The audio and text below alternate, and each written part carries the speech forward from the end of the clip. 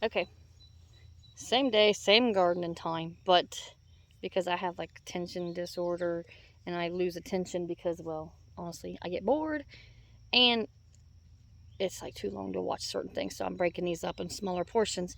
That way you're getting just what you're wanting versus every bloody thing else that you can talk about on the cameras. But we're going to hit some tomatoes. These here is Brandywine tomatoes. My husband wanted a nice tomato for sandwiches. I'm just trying to read if that's what it actually said. He don't have a clue. He just, I'm sorry, my cat is as needy as every other animal on this hill to torture me. But it says this is an 1885 heirloom Amish variety, large rose pink fruit. 90 to 100 days it's mature and ready to go. So you can't beat that. Anyhow, here's the tag to it if y'all want to see it. Get it in there if I can. There we go. Hey, it's the opposite for me, so it's kind of difficult. Oh my gosh, that cow's back over there. Anyhow, see, I talked about the attention. Anyhow, you take your tomato plant, and as you're looking at it, get rid of all of these lower leaves. You don't want them, you don't need them. I mean, trust me. You think, oh my gosh, she just stripped it, but naked. And this one here is actually starting to flower even, if you can see it. Let me get it in here. How in the world do I get it in here? Oh, there it is, starting to flower. There's a flower, there's a fruit. So we're going to have tomatoes on this sooner than later if I don't get this daggone thing in the ground. Anyhow, tomatoes, you got to bury them deep because all of this actually will grow roots to it. And the stronger, the deeper the stalk, the better the tomato and the harvest and all of that stuff. So when I plant these, you know, I bust this up like always. And when I plant it, you can plant them sideways where then they start growing up like this because they'll grow up toward the sun automatically. All of this here will get roots on it, or I can just put it in super duper deep. Either way is fine. It don't care as long as it's in the dirt. And then I also put in some Epsom salts.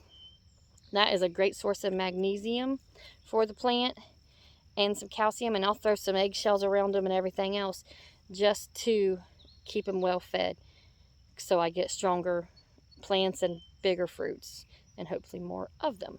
So while I'm talking about that there, let me get to digging on this here hole and we'll show you how deep I'm going and getting some Epsom salts in there. Okay, so anyhow, like I said, go deep or go long and deep even, either or. So bust this up real good here. And you do this with all your tomatoes. It don't matter the variety. And this being an heirloom means I can save seeds out of it for next year's garden stash. Okay, so anyhow, see, that's like super deep-ish looking, not particularly, but it's deep enough. Now this is my bag of Epsom salts for the garden. As you can tell, it's getting empty, but I literally, oh, cows eat my hair. Oh my gosh, she thinks it's hay. Take the Epsom salts and just sprinkle it all in here. Ain't no certain amount, just don't do it. A good dose of Epsom salts in the hole. So anyhow, and the tomato plant that you picked naked, got your seed bottom all busted up, and then you oh my gosh, she's doing it again, Megan. Get out of here, Mabel. I'm so sorry. This is why I have attention issues. Anyhow, Mabel, go. Get it planted, cover it in real good and deep.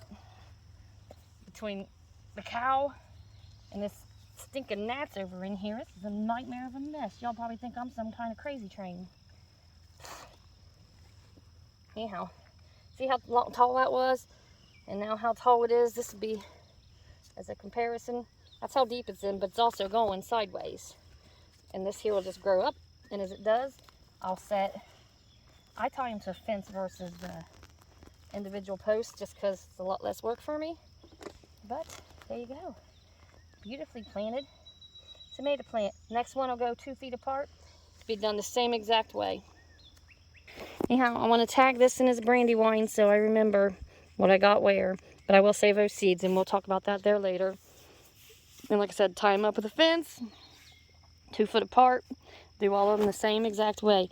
Now, as far as stripping off up in here, I don't do that. I mean, I guess I could take this in here off. Probably should. But, you know, just break them off.